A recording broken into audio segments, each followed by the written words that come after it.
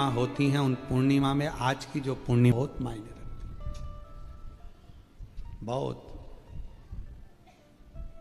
हम फिर निवेदन करेंगे, आज की जो पूर्णिमा है, प्रयास करो भोलेनाथ जी को एक श्वेत चावल का दाना शंकर भगवान को समर्पित जरूर करो।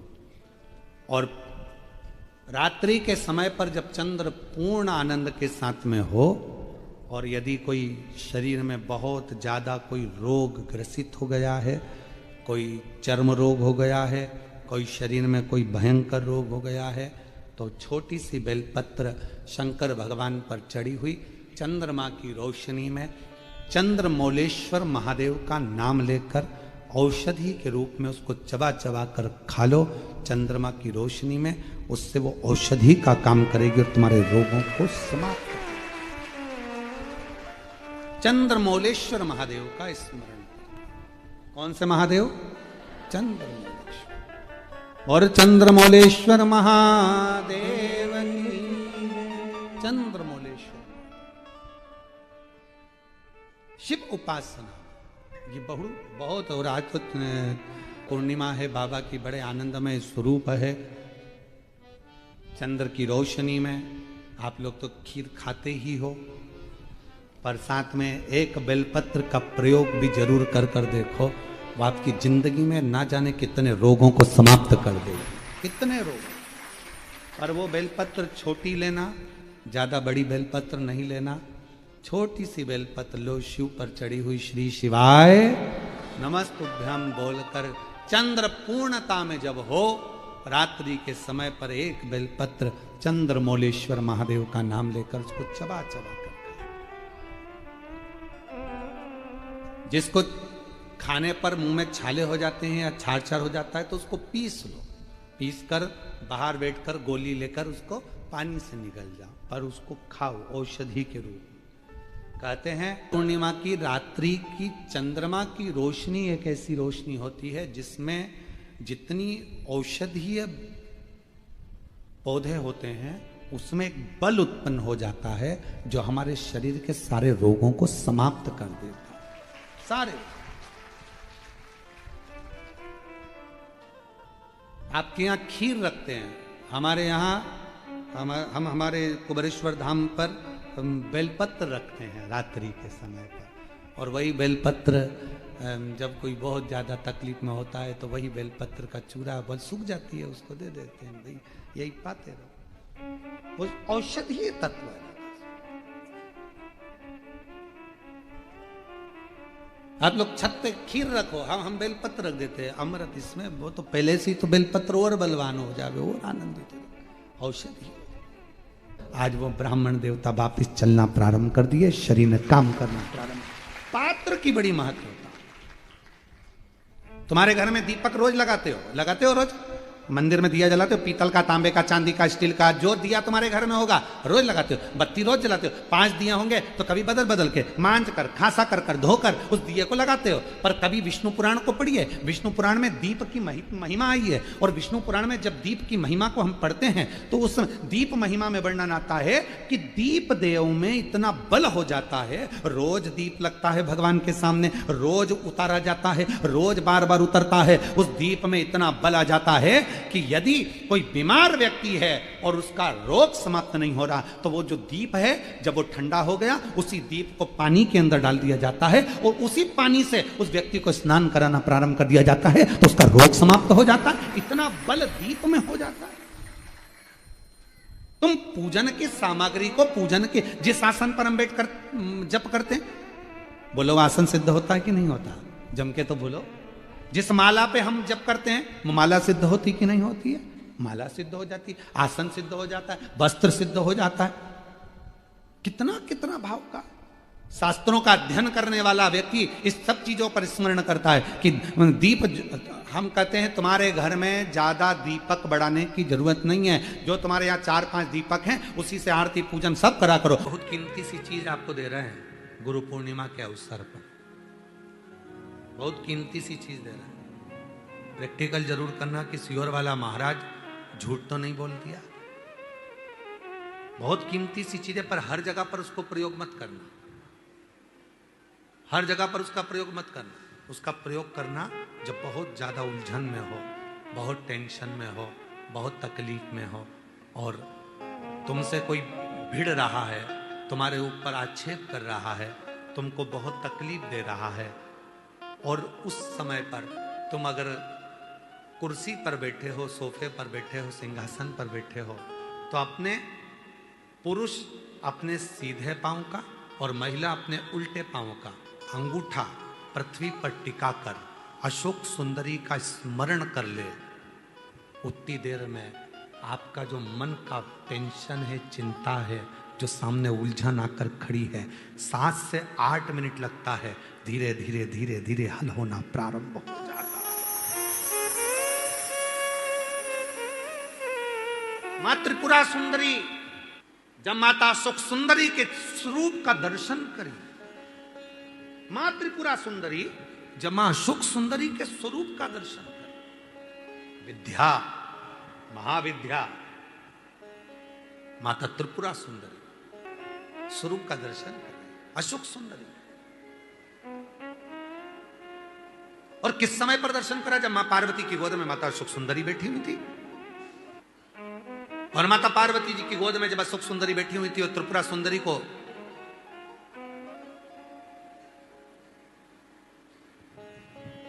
मां जगत जननी जगदम्बा अम्बा ने अब उस विद्या को स्मरण किया, और माता त्रिपुरा सुंदरी ने जब अशोक सुंदरी का दर्शन किया, देखा, देखकर क्या दूं मैं इस मातृ शक्ति की गोद में जो बैठी है उसको क्या दिया?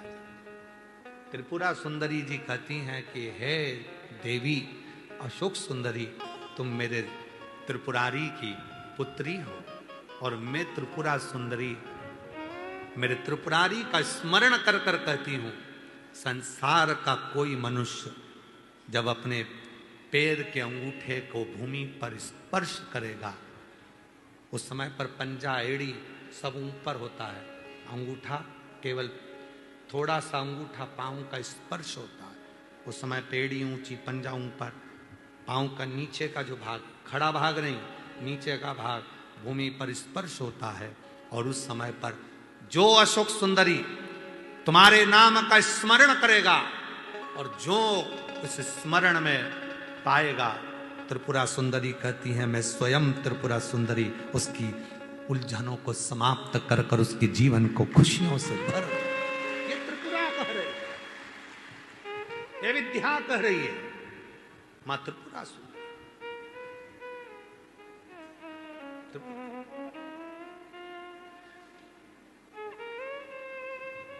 कितना कितना महाराज आप लोगों से निवेदन करें, बहुत विनय।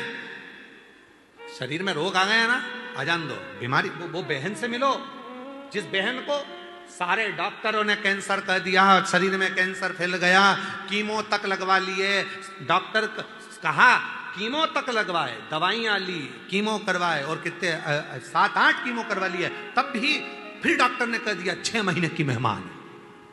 कीमो हो गए, इलाज हो गया, वो अभी आई थी, कीमो हो गए, इलाज हो गया, और फिर डॉक्टर ने कह दिया 6 महीने की मेहमान है, घर ले जाओ।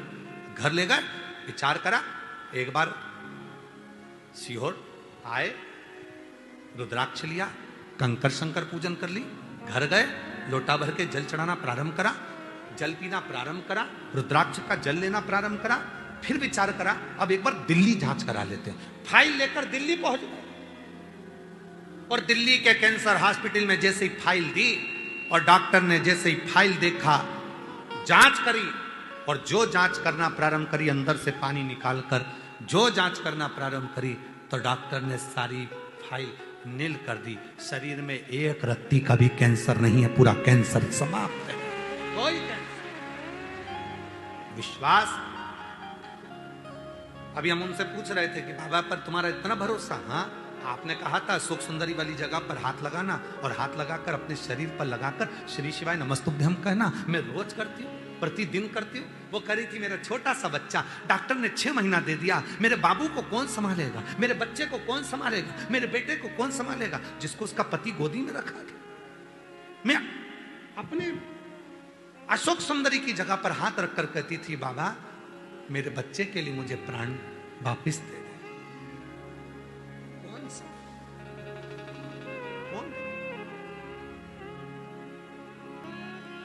महाराज, वो तो आज का समय हो गया जो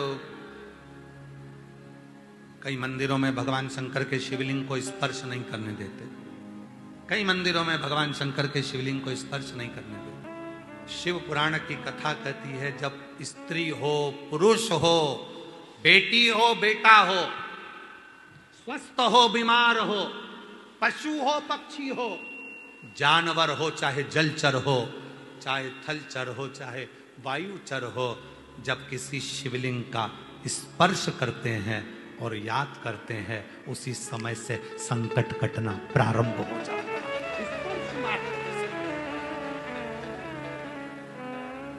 स्पर्श मात्र स्पर्श। पूर्णिमा के नारियों को, स्त्रियों को अखंड सौभाग्य के लिए, जो नारी वैधव्य नहीं होना चाहती है, उस नारी को पूर्णिमा के कितने व्रत करना चाहिए?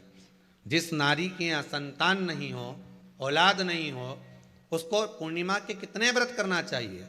जिस नारी का पुत्र, पति बहुत बीमारी से ग्रसित हो, लग रहा हो कि ये मेरा बेटा बहुत बड़ी बीमारी में घिरा हुआ है, तो नारी को कितने व्रत करना चाहिए? स्वयं भगवान कृष्ण ने माता यशोदा को द्वापर में भी बताया है कि पूर्णिमा के 32 व्रत होते हैं। कितने व्रत होते हैं? 32।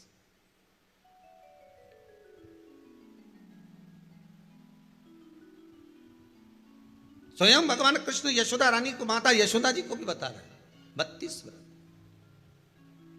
अब आपको किसी ने बता दिया होगा कि 8 कर लो, 7 कर लो, 6 कर लो, 12 कर लो, इसलिए आपने बोला कि 12 कर लीजिए, 32 कर लीजिए। अरे यहां तो द्वापर की कथा भी कहती है। यशोदा जी ने एक बार भगवान कृष्ण को रोक कर कह दिया, ए कन्हैया रुको। कन्हैया बोले, बोलो मां क्या बात है? कन्हैया जरा रुकिए, इधर आओ जरा। भगवान कृष्ण आए। हाँ मां बोलिए। किस जगह का प्रसंग है ये? जिस समय पर राधा रानी कुरुक्षेत्र में नंद बाबा और यशोदा जी को लेकर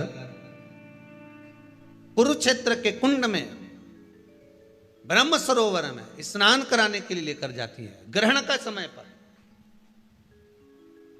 और जब भगवान कृष्ण उस कुरुक्षेत्र के उस सरोवर में स्नान करने आते हैं, तब यशोदा जी ने अपने लाला से प्रश्न किया है, पूछा है, नारी वैधव्य होकर ना मरे,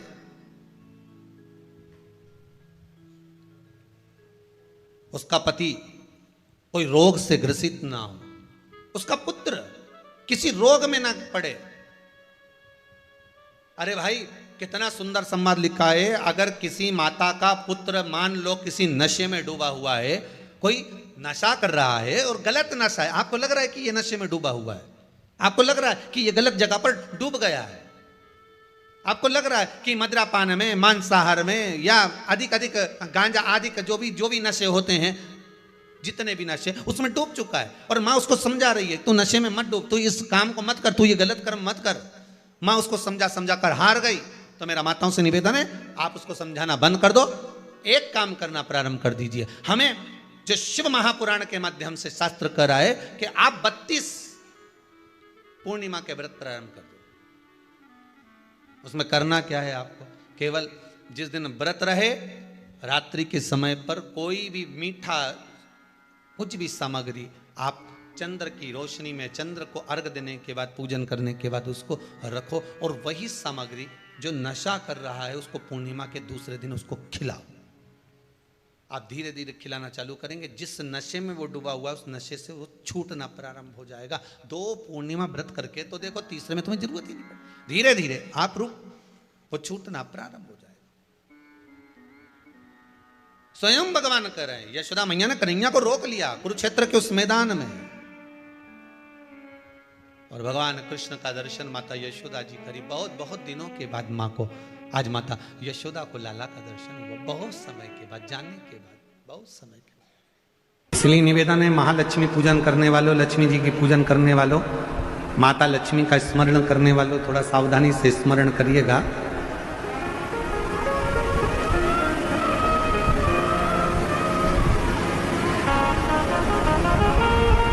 वासुकी नाग की धर्म पत्नी सतशीर्षा।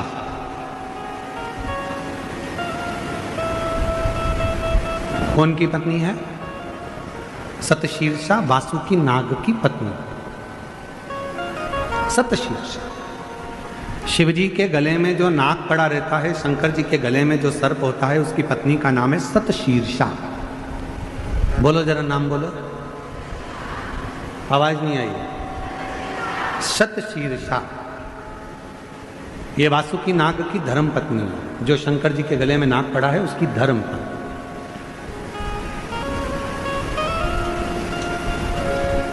कहते हैं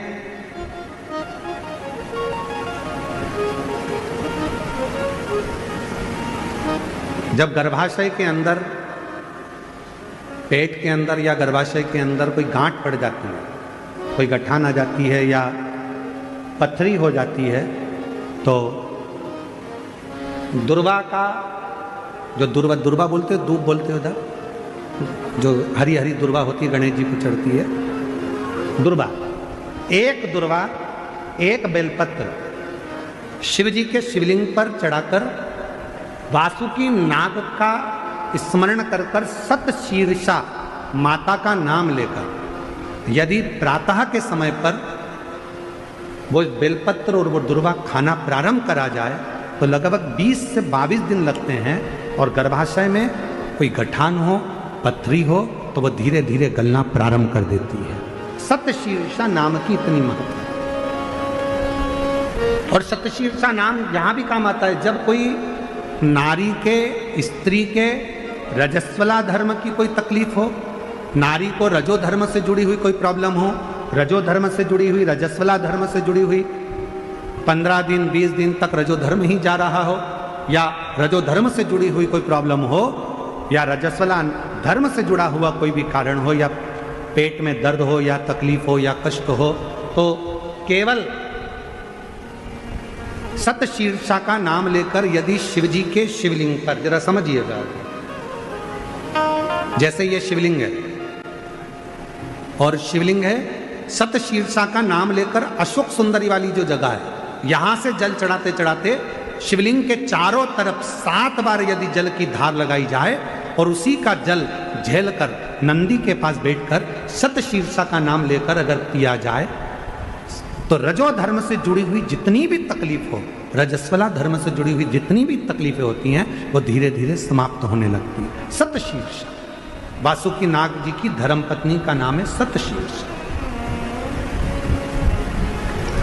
शिव की बड़ी उपासक है सतशीर्षा।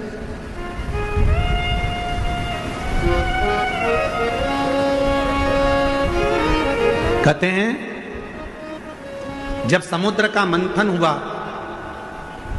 देवता और राक्षसों ने मिलकर मंथन करा और वासुकी नाग की नेति बनाकर, सुमेरु पर्वत की रई बनाकर जब मंथन करना प्रारंभ करा कच्छप भगवान की पीठ पर, और मंथन करते करते जब सब लक्ष्मी, माणिक, मोती, ऐरावत, अप्सरा, गंधर्व सब आनंदित, विष, अमृत सब निकल गया, तब आखिरी में जो नेति थी वासुकी नाग थे, उनको ले जाकर एक कोने में डाल दिया।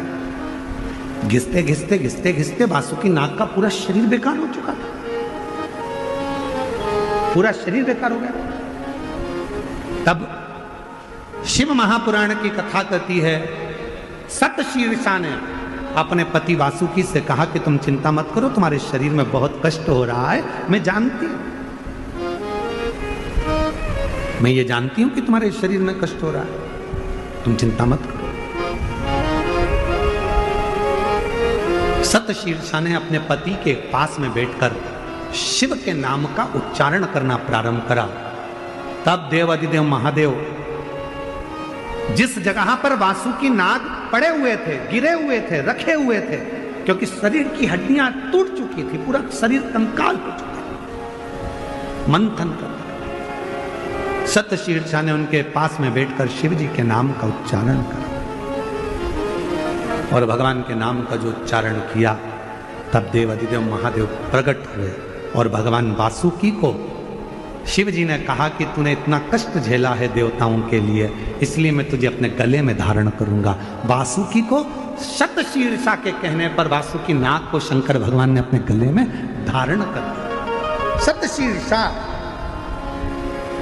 वासुकी नाग देवता की धर्म पत्नी, एक ऐसी धर्म पत्नी जो भगवान शंकर की आराधना में, साधना में, भजन में, कीर्तन में, स्मरण में डूबी रहे, वो सब। और शतशीर्षा का ही क्रम करता है, शतशीर्षा की ही कथा करती है, शतशीर्षा की ही कथा वर्णन